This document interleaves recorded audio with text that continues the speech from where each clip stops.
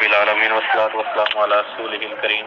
اما بعد فاعوذ باللہ من الشیطان الرجیم بسم اللہ الرحمن الرحیم وعن ابی ہریرہ رضی اللہ تعالی عنہ ان النبی صلی اللہ علیہ وسلم قال اذا سمعتم الاقامۃ فامشوا الى الصلاۃ وعلیکم السکینۃ والوقار ولا تسرعوا فما ادرکتم فصلوا وما فاتکم فاتموا متفق علیہ واللفظ للبخاری۔ آج کے درس کے اندر یہ ہے کہ نماز کے لیے سکون اور اطمینان کے ساتھ وقار کے ساتھ چل کے آیا جائے، بھاگ کے نہ آیا جائے۔ سیدنا ابو ہریرہ رضی اللہ تعالیٰ عنہ روایت کے راوی ہیں، وہ کہتے ہیں کہ رسول اللہ صلی اللہ علیہ وسلم نے فرمایا کہ جب تم اقامت کو سنو تو تم نماز کی طرف چل کے آؤ، تو تمہارے لیے لازم ہے کہ تم سکون اور وقار کو لازم پکڑو، بھاگو نہ۔ جو تم پا لو نماز کا حصہ اس کو ادا کرو، جو رہ جائے اس کو مکمل کرو۔ بخاری و مسلم کی روایت ہے اور الفاظ صحیح البخاری کے ہیں۔ تو اس حدیث مبارکہ کے اندر ایک تو یہ ہے کہ اقامت جو ہے وہ بھی بلند آواز میں کہی جائے کہ جو حاضرین ہیں مسجد کے اندر حتیٰ کے بعد جو ہیں وہ بھی اتنی آواز ہو کہ باہر والے بھی سن لیں۔ اذان اور اقامت میں یہ فرق ہے کہ اذان جو ہے وہ آہستہ آہستہ کہی جاتی ہے ترسل کے ساتھ، یعنی کہ آہستہ آہستہ، اور اقامت جو ہے وہ سادہ صورت میں اذان کی بنسبت تھوڑی جلدی کہی جاتی ہے۔ اور دوسرا حدیث مبارکہ کے اندر یہ چیز بیان ہوئی کہ جب نماز کے لیے آؤ تو چل کے آؤ، بھاگ کے نہیں آنا، سکون اور وقار کے ساتھ آنا ہے، کیونکہ اللہ کے نبی صلی اللہ علیہ وسلم کی ایک اور حدیث مبارکہ تھی مسلم کی کہ جب تم میں سے کوئی ایک نماز کے لیے ارادہ کرتا ہے تو وہ نماز کی حالت میں ہی ہوتا ہے۔ تو گویا کہ جو نماز کے لیے آ رہا ہے نماز کی حالت میں آ رہا ہے تو سکون اور وقار کے ساتھ آئے، بھاگ کے نہ آئے۔ اور جو آیا ہے قرآن کے اندر کہ یا ایھا الذین آمنوا اذا نودی للصلاۃ من یوم الجمعہ فاسعوا الی ذکر اللہ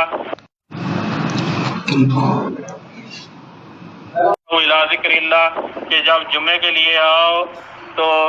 جلدی کرو۔ تو یہاں پر بھاگنا مراد نہیں ہے، بلکہ یہ ہے کہ جلدی آنا اور ہے، بھاگ کے آنا اور ہے۔ جلدی آنے سے یہ مراد ہے کہ باقی جو مشغولیات ہیں ان کو چھوڑ دیا جائے، نماز کے لیے جمعہ کے لیے آیا جائے۔ تو بھاگ کر آنا یہ ہے کہ بھاگ کر آئے، بندہ سانس پھولا ہو تو یہ حالت منع ہے۔ جلدی آنا یہ اور ہے کہ جلدی آنے کی تیاری کی جائے، باقی مصروفیات چھوڑی جائیں۔ اور اس حدیث کے اندر فرمایا کہ جو نماز کے ساتھ جو تم حصہ پا لو، امام کے ساتھ جو حصہ تم پا لو اس کو تم ادا کر لو، اور جو رہ جائے تم سے اسے تم بعد میں مکمل کر لو، یعنی کہ بعد میں مکمل کر لو۔ تو اس سے یہ پتہ چلا کہ جب انسان نماز کے اندر جس حالت میں امام ہے اسی حالت میں اس کے ساتھ ملے آ کے، تو اگر تیسری رکعت کے اندر ملتا ہے تو وہ تیسری رکعت کے اندر آ کے مل جائے تو مقتدی کی پہلی وہ رکعت ہوگی، اور پہلی اور دوسری وہ امام کے ساتھ پڑھ لے گا۔ 4 رکعتی اگر نماز ہے تو باقی جو تیسری اور چوتھی رکعت ہے وہ بعد میں مکمل کرے گا۔ حدیث کے اندر آیا فاتموا، تم مکمل کرو۔ تو بعض کہتے ہیں جی کہ ایک حدیث کے اندر آتا ہے کہ وما فاتکم فقضوا، کہ جو تم سے رہ جائے اس کی تم قضائی دو۔ تو بعض کہتے ہیں جی کہ جب امام کے ساتھ آدمی ملے گا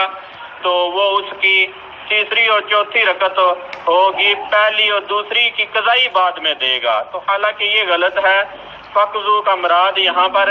مکمل کرنا ہی ہے، کیونکہ قرآن کے اندر کئی مقامات پر آیا ہے قضاء کا لفظ مکمل کرنے کے بارے میں۔ مثلا قرآن کے اندر آیا کہ فَإِذَا قَضَيْتُمُ الصَّلَاةَ فَاذْكُرُوا اللَّهَ، کہ جب تم نماز کو مکمل کر لو تو پھر اللہ کا ذکر کرو۔ تو اس سے یہ مراد نہیں ہے کہ جب تم قضائی دے لو نماز کی تو تب تم اللہ کا ذکر کرو، نہیں، بلکہ یہ ہے کہ نماز کو مکمل کر لو۔ تو صحیح طریقہ یہ ہے کہ جب امام کے ساتھ آدمی ملے تو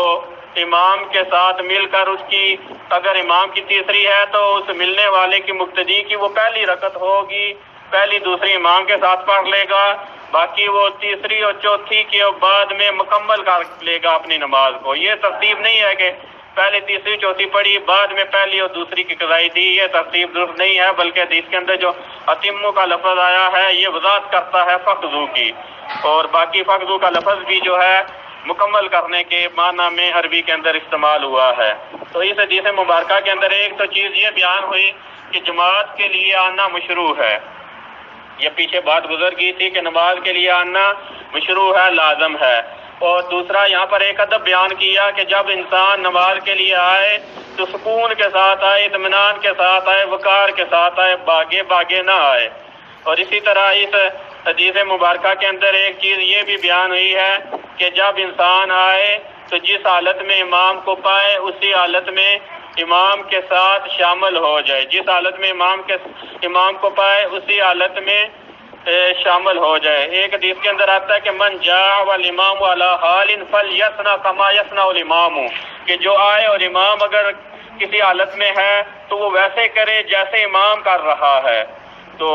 جس نے یعنی کہ جتنی نماز پڑھ لی وہ پڑھ لے گا، باقی بعد میں وہ مکمل کر لے گا۔ اصل میں بعض افراد جو ہے وہ انتظار کرتے رہتے ہیں کہ امام اگر تشہد میں ہے تو وہ دیکھتے رہیں گے کہ تشہد سے اٹھے گا اب تیسری رکعت کے لیے تو میں پھر اس نماز میں شامل ہوں گا۔ نہیں، حدیث کے اندر یہ ہے کہ تم آؤ، جس حالت میں پاؤ اسی حالت میں تم شامل ہو جاؤ، بس پھر اس کے بعد وہ اگر وہ کھڑا ہوگا تیسری کے لیے تو تم ساتھ کھڑے ہو جانا۔ انتظار کرنا یہ درست نہیں ہے، بلکہ امام کو جس حالت میں پایا جائے اسی حالت میں اس کے ساتھ شامل ہوا جائے۔ اور باقی جو ہے وہ چیز بیان ہو چکی ہے کہ جب امام کے ساتھ آدمی شامل ہو تو امام کے ساتھ شامل ہونے والے نئے مقتدی کی وہ نماز شروع سے شمار ہوگی، پہلی دوسری رکعت، اور بعد میں تیسری اور چوتھی کو مکمل کر لے گا۔ یہ کہنا کہ پہلے وہ آدمی تیسری چوتھی پڑھے بعد میں پہلی دوسری کی قضائی دے، یہ درست نہیں ہے، بلکہ فاتمو کے لفظ آئے ہیں کہ تم مکمل کر لو نماز کو۔ تو مکمل تب ہی ہوتی ہے کہ ایک چیز رہ گئی ہے اس کو مکمل کیا جائے، قضائی ہوتی ہے کہ پہلے جو رہی ہے اس کے بدلے میں پڑھنا۔ تو یہ ترتیب درست نہیں ہے، بلکہ پہلی دوسری رکعت پہلے شمار ہوگی، تیسری چوتھی بعد میں۔ اگلی حدیث مبارکہ سیدنا ابی بن کعب رضی اللہ تعالیٰ عنہ سے مروی ہے، کہتے ہیں کہ رسول اللہ صلی اللہ علیہ وسلم نے فرمایا کہ ایک آدمی کی نماز جو ہے اکیلے نماز پڑھنے سے، یعنی کہ ایک آدمی کا دوسرے آدمی کے ساتھ مل کر نماز پڑھنا اکیلے نماز پڑھنے سے زیادہ اجر کا باعث ہے۔ اور اسی طرح فرمایا کہ ایک آدمی کے ساتھ، یعنی کہ ایک امام ہو اور ایک مقتدی ہو، یہ فرمایا کہ یہ کم اجر والی ہے اس چیز سے کہ دو مقتدی ہوں، یعنی کہ دو آدمیوں کا امام کے ساتھ مل کر نماز ادا کرنا ایک آدمی کی نماز سے زیادہ اجر والا ہے۔ اور فرمایا کہ جتنے زیادہ لوگ ہوں گے یہ اللہ تعالیٰ کو زیادہ پسند ہے، یعنی کہ جتنی بڑی جماعت ہوگی زیادہ اللہ کو یہ پسند ہے۔ تو انہوں نے ابی داؤد نسائی کی روایت مبارکہ ہے، امام ابن حبان نے اس کو صحیح قرار دیا ہے، باقی امام البانی علیہ رحمہ نے بھی اس کو صحیح قرار دیا ہے۔ تو اس حدیث مبارکہ کے اندر ایک چیز تو یہ ثابت ہوئی کہ اکیلا اگر آدمی نماز پڑھے گا جماعت کے ساتھ، اصل میں علماء کے اندر اختلاف ہے کہ جماعت کے اندر شامل ہونا یہ واجب ہے یا شرط ہے۔ واجب کہنے سے یہ ہے کہ ایک واجب چھوڑنے سے انسان گناہگار ہوتا ہے، کہ جماعت کے ساتھ اگر انسان نے نماز نہیں پڑھی تو وہ گناہگار ہے۔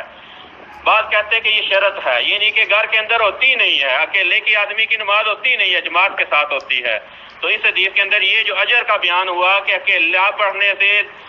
دو آدمیوں کا اکٹھے مل کے نماز پڑھنا زیادہ اجر کا باعث ہے، تو اس سے یہ پتہ چلتا ہے کہ اکیلے کی نماز درست ہے، ہاں ہوگا گناہگار آدمی، جماعت چھوڑنے پر انسان گناہگار ہوگا، نماز ہو جائے گی۔ اور دوسرا یہ مسئلہ ثابت ہوا کہ